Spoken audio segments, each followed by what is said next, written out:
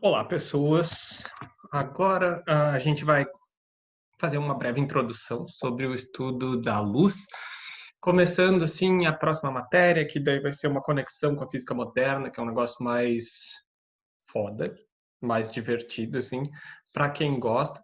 Então essa parte é uma parte introdutória que, além de a gente ver alguns comportamentos mais antigos e tal da luz, que é como funcionam espelhos e como funciona a formação de imagem em espelhos e tal, como é que funcionam os instrumentos ópticos, tipo o próprio olho ou uma lente. A gente vai dar uma olhada por cima nisso, que daí se não é muito tempo que se toma, que daí a gente pode falar de outras coisas mais legais, tipo bomba nuclear e acidentes nucleares, e daí a gente pode falar sobre viagem no tempo mais para frente. Mas agora a gente vai falar então uma parte mais introdutória desses conceitos, dessas histórias, assim, para poder depois falar com mais tranquilidade sobre os acontecimentos da física moderna. Só para deixar claro, tá, pessoal? Física moderna é um negócio que acontece a partir de 1905, mais ou menos. E todas as descobertas a partir dali, então, fazem parte do ramo da física moderna. Só para vocês terem uma noção, tudo que a gente está estudando, a gente começa ali, então, no ano de 1630, que é considerado um dos primeiros, mais ou menos 1630, que é considerado o início da física com o Galileu Galilei e tal. Ele escreveu um livro sobre os corpos em movimento. É um livro muito louco, que é tipo uma conversa que ele escreve, ele conversando com dois assistentes dele, só que ele escreveu os assistentes também, então não é necessariamente como se fosse aquelas discussões de Platão e Sócrates que de fato Platão pegou e transcreveu as discussões que o Sócrates tinha com os estudantes dele. Nesse caso, o Galileu inventou os próprios estudantes. Acho que a vida de físico experimental e físico teórico no período da Idade Negra, ali na Idade das Trevas, era um negócio meio sozinho, assim, né? Se o cara dizia qualquer coisa diferente, a igreja ia atrás, dizia que ele era um bruxo e, sei lá, tentava enforcar ele. Foi o caso do Galileu, né? O Galileu foi um cara que fugiu da igreja, porque senão ele ia ser caçado e tal.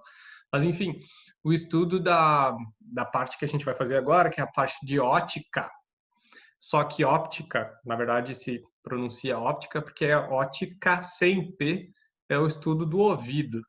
Óptica com P é o estudo da luz, da como a gente enxerga a luz e tal. Então a gente vai começar estudando luz e a gente divide, eu vou mostrar aqui para vocês agora. Vai ser uma introduçãozinha super breve, tá, pessoal? Nada para a gente ter tipo um descanso depois de uma semana de muitas avaliações e tal. E o pessoal todo mundo, todas as matérias ali finalizando o trimestre, então vamos dar uma relaxada. Na semana que vem eu vou mandar um episódio da série Cosmos para vocês olharem, que se trata dessa coisa de ótica e tal. Óptica, na verdade, não ótica, óptica. Vou mandar para vocês para que é uma forma de introdução, assim, e o cara discute super bem. Também eu coloquei um link ali disponível que é um TED Animation. Se vocês ligarem, acessarem pelo YouTube e ligarem a parte das legendas ali, ele tem as legendas estão em português. Então é bem legal de olhar. Então a gente vai estudar o estudo da óptica, que seria o estudo da luz, o comportamento da luz, né? E óptica com P, porque se for sem P é o estudo do teu ouvido, da tua audição. Óptica com P é o estudo da física da luz, das coisas que a gente enxerga, como funcionam as coisas que a gente enxerga. Claro que a gente não vai se ater só à parte do visual, né? As coisas que a gente enxerga. Por quê? A óptica ela é dividida em duas partes. Ela é dividida em óptica geométrica, que é basicamente o funcionamento de espelhos e lentes e instrumentos ópticos, tipo óculos. Os nossos olhos, ele é um instrumento óptico. E essa óptica geométrica, ela depende de dois fenômenos, principalmente, que é a reflexão e a refração. E esses fenômenos aqui que eu vou citar, que eu vou comentar e vou falar um pouquinho de cada um deles depois, esses fenômenos a gente estudou ano passado na parte de som. Por quê, pessoal? Por que a gente estudou esses mesmos fenômenos para luz e para som?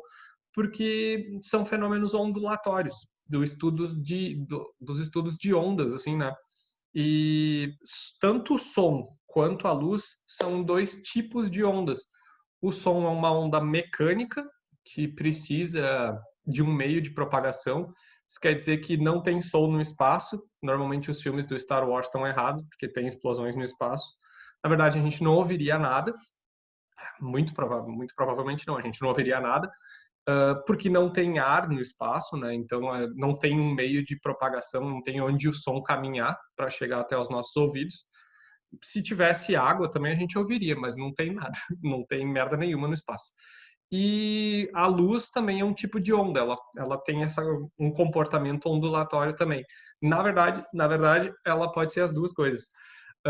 Tanto que a ótica geométrica ela se foca mais no comportamento corpuscular, que a gente chama, como se a luz tivesse um corpo.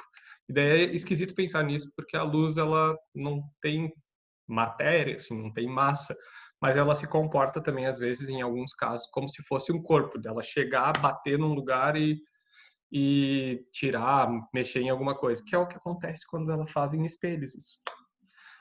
Mas, enfim, esses aqui são fenômenos ondulatórios, né, que a gente vai ver. Então, a reflexão, refração são os dois principais da óptica geométrica.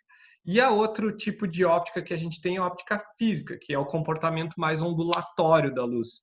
Daí a gente tem aqui os fenômenos também que a gente já viu ano passado quando estudou som, dispersão, polarização, interferência e difração da luz. Então, a gente tem ao todo aqui 6 fenômenos: reflexão e refração, dispersão, polarização, interferência e difração.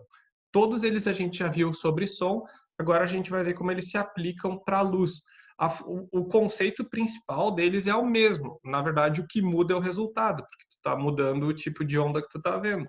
Antes tu tinha um resultado porque era som e agora tu vai ter outro porque é luz.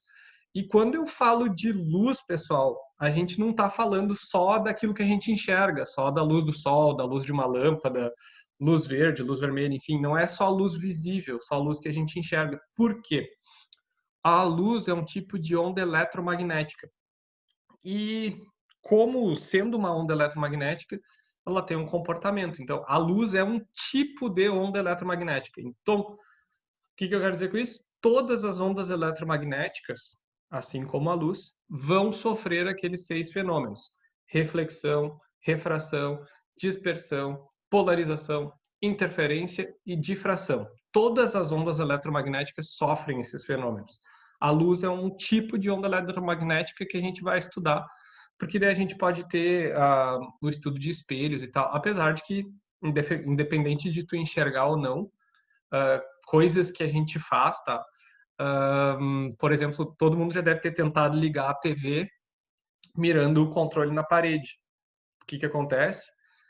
A onda eletromagnética que sai do controle, que é uma onda normalmente no infravermelho, que é uma frequência abaixo da luz vermelha, a onda sai do controle, a onda eletromagnética, ela bate na parede, reflete e vai em direção à televisão. Então, a gente faz essas coisas, não tem essa noção, mas a gente sabe que funciona. É uma onda eletromagnética sendo emitida pelo controle, refletiu na parede, foi até a televisão para ligar a televisão. Então, a luz é um tipo de onda eletromagnética. Por mais que a gente não enxergue as outras, elas estão aí. Outra coisa que prova a existência delas é essa merda aqui que não vai aparecer. O celular. O celular, ele também prova a existência de ondas eletromagnéticas. Ele recebe sinal da rua e tu não tá vendo o sinal do celular chegar, mas ainda assim ele está chegando. Tu percebe pelo sinal, quando ele apresenta a existência de sinal, tu percebe que ele recebeu essa informação, recebeu esse sinal, que é também uma onda eletromagnética. E todas elas sofrem aqueles fenômenos, como eu já falei antes. Então, o que as ondas eletromagnéticas elas têm em comum? Elas não precisam de um meio de propagação, então elas não precisam de ar, como o som precisa, ou água, ou qualquer meio de propagação. Ela se propaga no vazio, e quanto mais próximo do vazio, melhor ela se propaga. Diferente do som, né? O som é o contrário. Quanto mais denso for o meio onde ele se propaga, mais rápido vai ser a onda sonora. Já a onda eletromagnética é invertido. Quanto mais denso for o meio, mais devagar ela se propaga. Então, uma coisa que prova também que as ondas eletromagnéticas não precisam de um meio é a luz do Sol chegar na Terra. Não tem nada entre a Terra e o Sol e a luz do Sol continua chegando aqui. Então, não precisa de um meio de propagação, se propaga no vácuo. E já no meio material, que nem eu falei, a luz ela vai ter uma velocidade menor que no vácuo. Vácuo, só para lembrar, é vazio. Quanto mais denso for o meio de propagação, quanto mais coisas tiver, menor vai ser a velocidade da onda eletromagnética da luz. Então, quanto é essa velocidade? 3 vezes 10 na 8 metros por segundo, ou quem gosta, né, 300 mil. Aqui tá, a gente tem 300 milhões de metros por segundo. Então é um negócio, ou 300 quilômetros por segundo, que é um negócio que é mais 300 mil quilômetros por segundo. Essa é a velocidade que a luz anda. Por isso que normalmente quando dizem que é para ligar a lâmpada e ver quanto tempo leva, não é a velocidade da luz.